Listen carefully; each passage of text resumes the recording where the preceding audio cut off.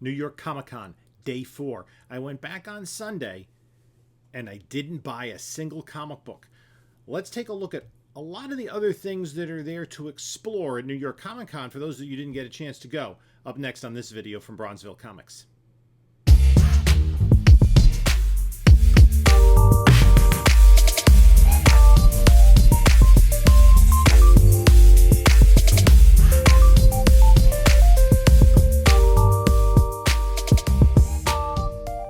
Hey there, panelologists. This is Jim from Bronzeville Comics coming to you with another video. And before we get started, please like, comment, subscribe, do all that great stuff. I appreciate everyone that stops by and spends time watching my videos.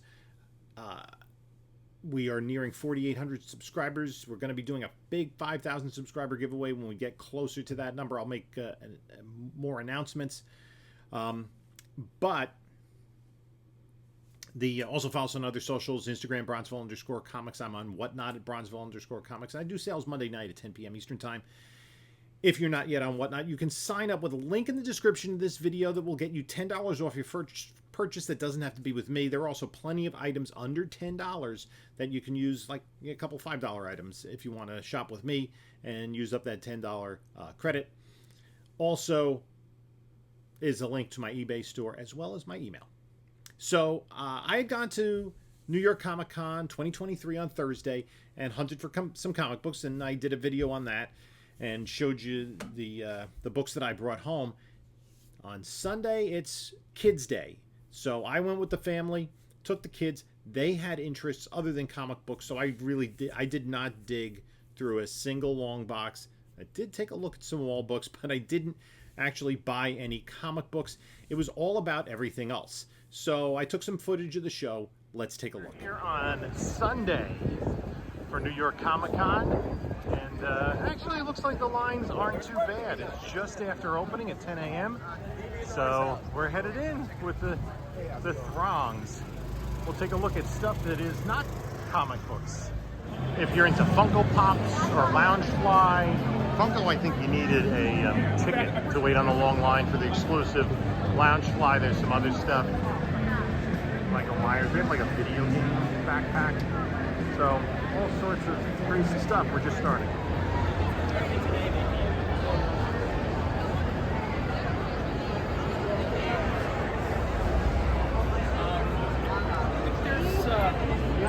Check that. Let's go this way.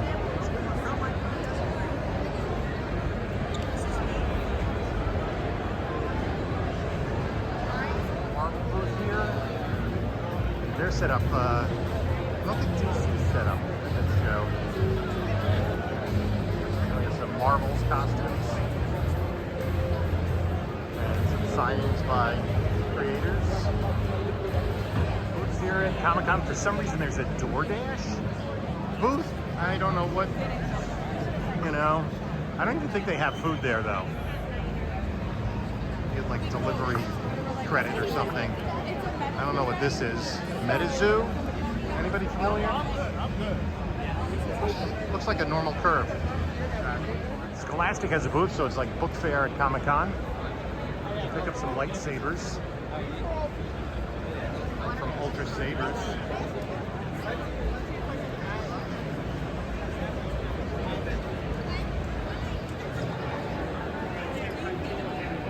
It's where the famous people are. Or semi-famous, although you're not supposed to, they get a little touchy if folks try to take pictures of the semi-famous people.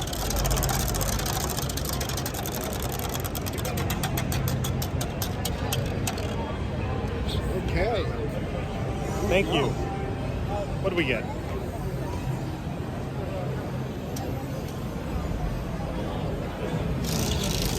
I didn't really get a chance to look in this area. There's a lot of vendors with their own artistic wares, selling prints and other things. Some Funko dealers. There's Funkos all over the place. Art prints.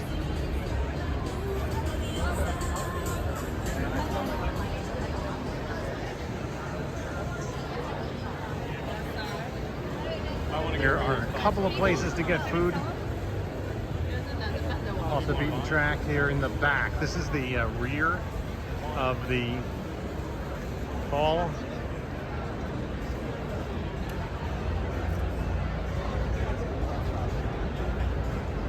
And that's Night Owl Workshop. And there's just all sorts of vendors here that are not selling comic books. And stuff tends to stay pretty busy. A whole bunch of Loungeflies here. Loungeflies all over the place here too. It's a very popular brand.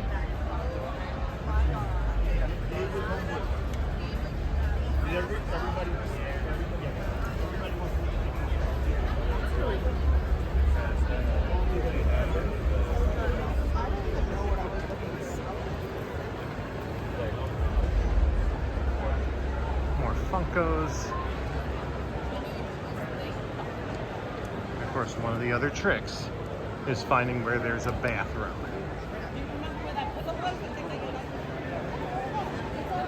Stickers and other prints.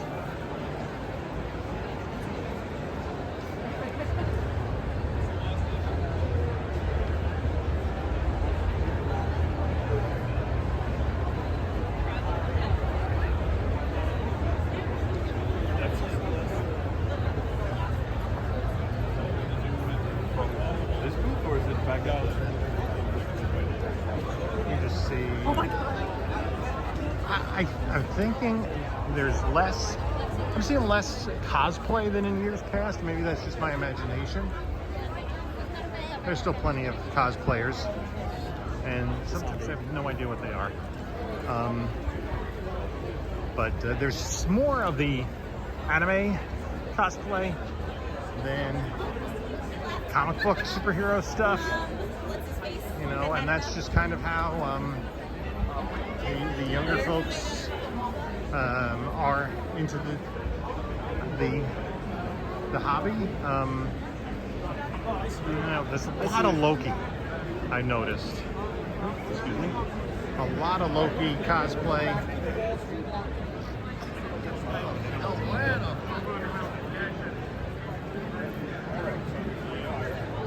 Okay, so I'll tell you which four would like when you get a chance. Posters, paninis. Well, that would have been an option. Something going off. This is one of the few booths in this part of the con with comic books. I think it was this booth, but it was mostly this. Yeah, graded stuff. Almost entirely.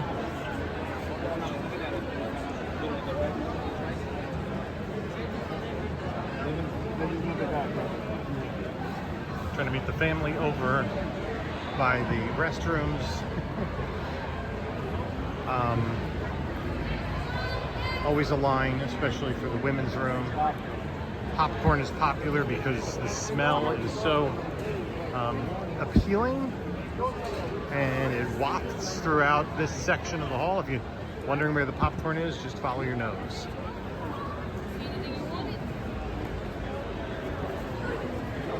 All sorts of prints.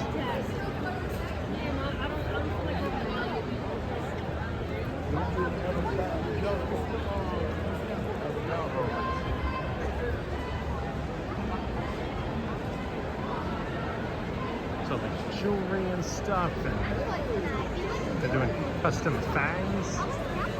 That seems to be a thing, okay. I see bathrooms up ahead. OneNote is, I think that's OneNote. I see a lot of that. So folks with multi-sided dice. Oops, sorry. A lot of Funkos here. And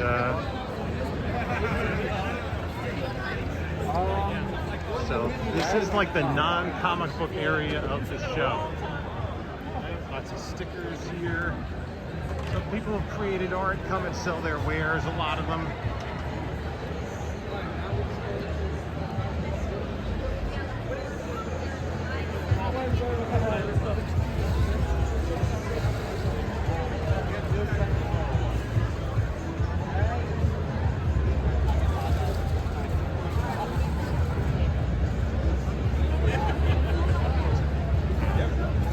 individual artists.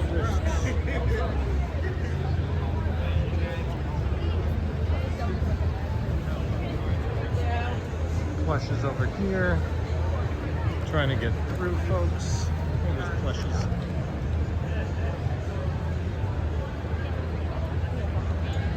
It is considerably more crowded here today than it was on Thursday. If you want to come and just kind of experience Comic-Con, if you get here on Thursday, that's going to be your best bet.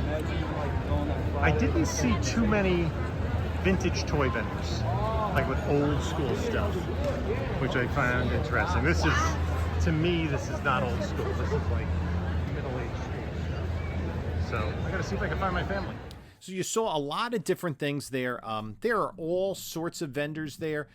There are a lot of folks with their own artwork in different formats that go there, different crafts. There are people with that sell props, prop swords and lightsabers, costumes, jewelry, all sorts of things. And then there are the exhibitors. Like, I was a little bit surprised to see DoorDash there.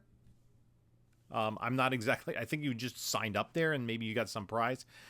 We didn't do a lot of that. There was a Marvel set up there. And you saw there, when I did the Marvel booth, if you were signed up with their Marvel Unlimited, you were able to take a spin of the wheel. So actually, all four of us went. We each spun the wheel. Each of my kids won a lanyard, and I won a free variant comic book. And this is the only comic book that I brought home today. It is a Virgin variant of Guardians of the Galaxy #4. This was actually a San Diego Comic-Con exclusive last year that I guess they had extras of. So not a big book by any means, but it was just kind of fun. I got some credits, virtual credits and free digital comic books. So I'll have to take a closer look at that. One of the things that I found different about New York Comic Con than pre-pandemic is there were fewer exhibitors and fewer experiences. It seemed to me in past years, and I had not taken advantage of those, that there were more like kind of things you could go into with like that showed videos and stuff. Obviously, there were no panels for movies or TV shows due to the SAG strike. But there were celebrities in attendance. My little one really wanted to see Tom Hiddleston. But a photo op with Tom Hiddleston is $260, so we didn't really want to spend that much money. Although maybe if we plan it in the future, we would do something like that. And when we went down to the autograph area,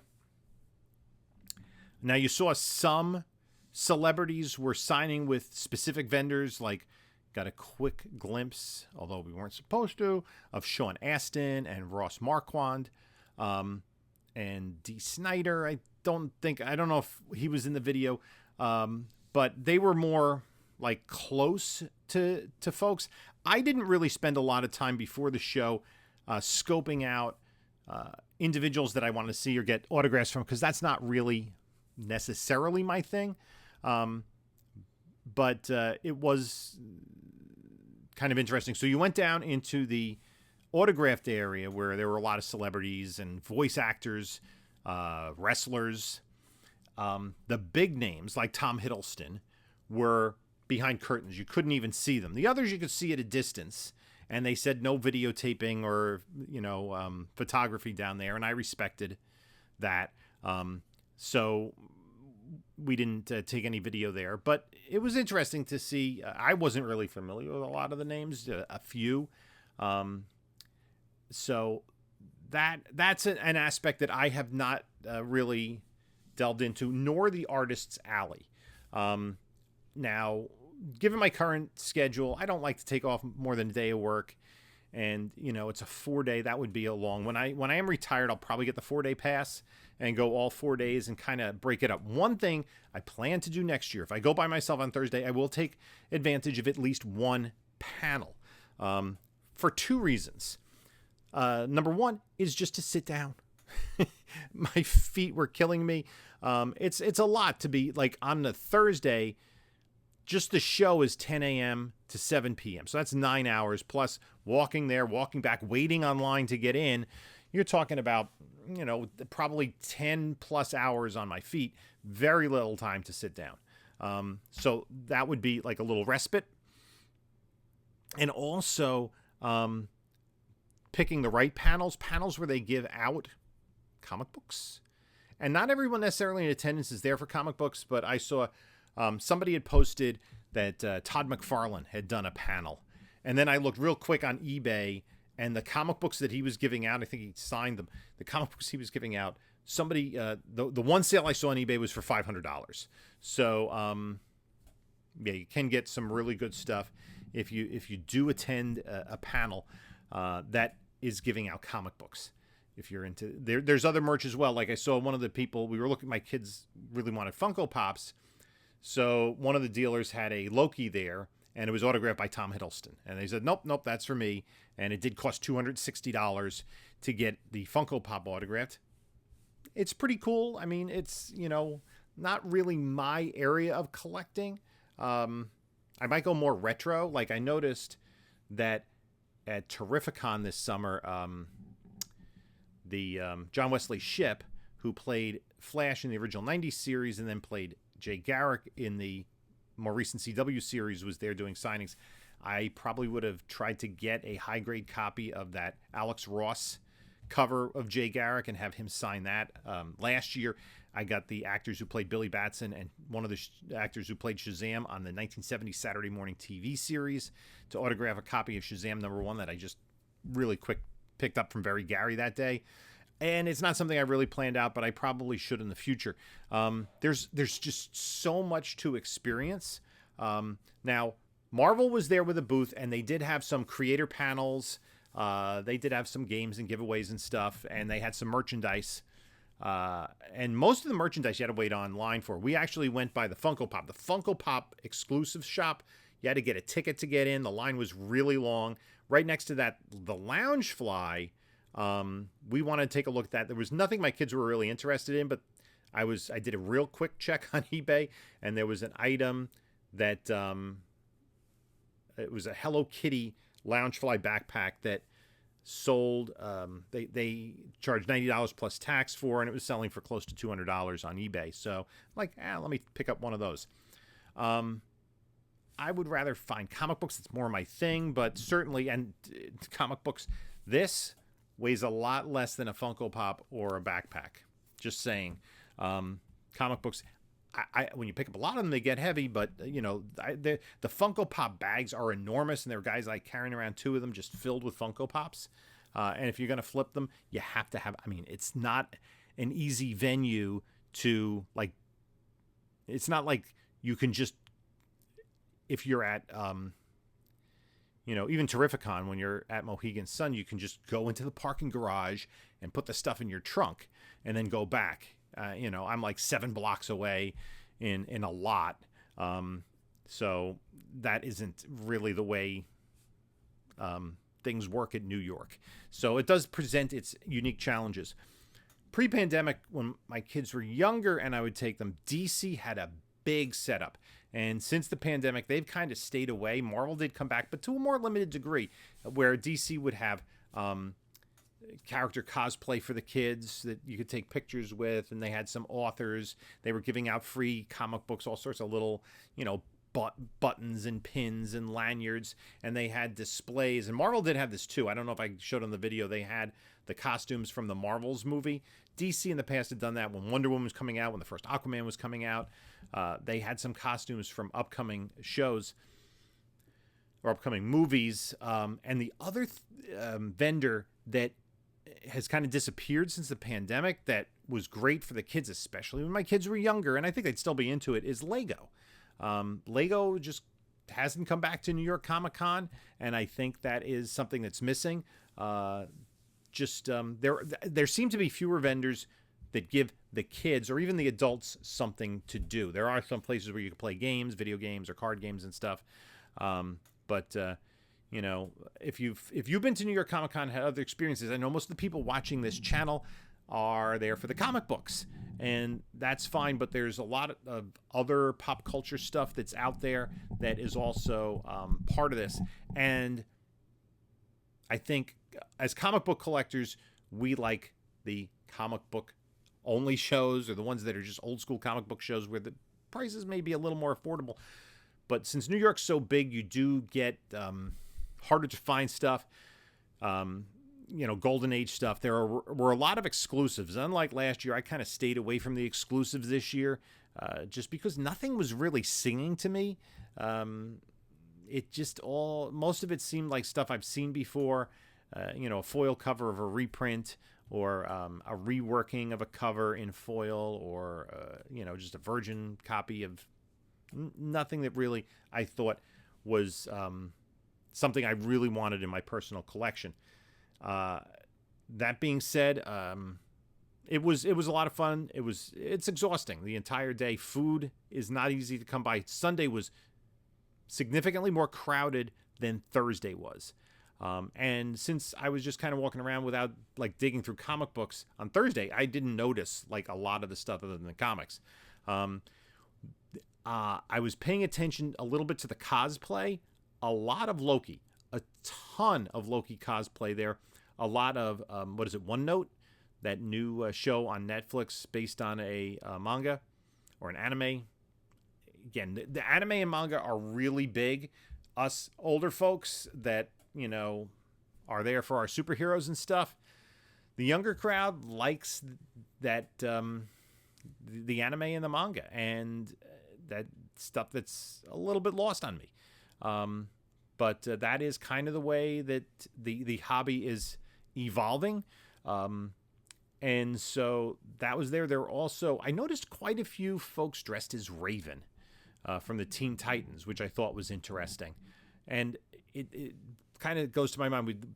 DC finished up the Titans TV series, but I've said it before, and I'll say it again, that the Teen Titans, for a younger generation, for folks in their 20s and earlier, that Teen Titans Go series is a part of their shared cultural experience, their shared pop culture experience. I can make a reference to Teen Titans Go in a high school class, and some of the kids get it. I'll talk about Tiny Hands or something, and they'll be like, oh, yeah, okay, yeah. Because those characters are really well known, and I do think that has to be something that James Gunn is aware of, and that they will kind of lean into in the future. Once kind of let the Titans TV series have played out, but those main characters are really well known with a younger crowd. Kind of the way like 80s kids know G.I. Joe, Transformers, Thundercats, and that sort of stuff.